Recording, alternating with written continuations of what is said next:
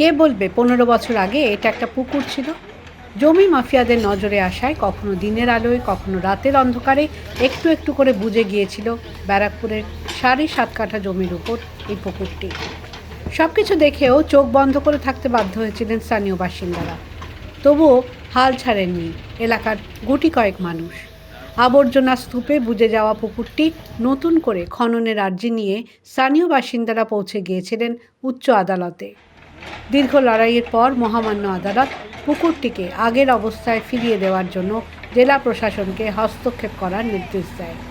তারপরেই শুরু হয় পুকুরটিকে আবার আগের অবস্থায় ফিরিয়ে দেওয়ার কাজ।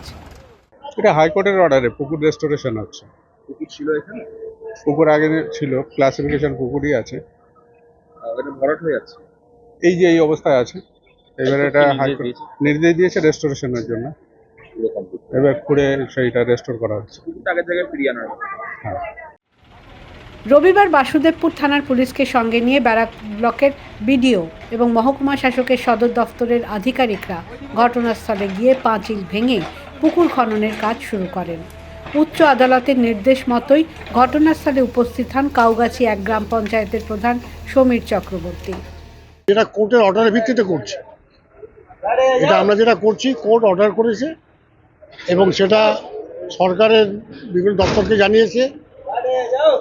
দপ্তরের পক্ষ থেকে আমাদের বলেছে উপস্থিত থাকতে, আমরা উপস্থিত আছি।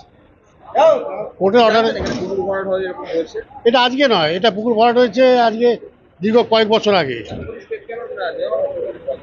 এই আমাদের সময়তে হয়নি, এটা এর আগে। এই উদ্যোগ শুরু হওয়ায় খুশি পুকুরের এক সময়ের মালিকও।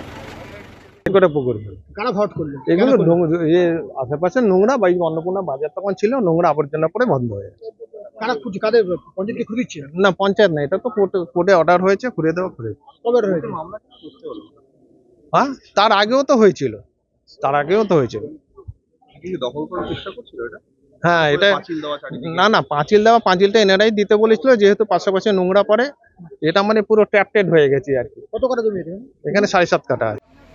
ইট কাঠ কংক্রিটের জঙ্গলে আবার একটা জলাশয় ফিরবে এমন প্রচেষ্টা শুরু হওয়ায় খুশি স্থানীয় বাসিন্দারা। উত্তর 24 পরগনা থেকে প্রতীতি ঘোষের রিপোর্ট, দ্য ওয়াল।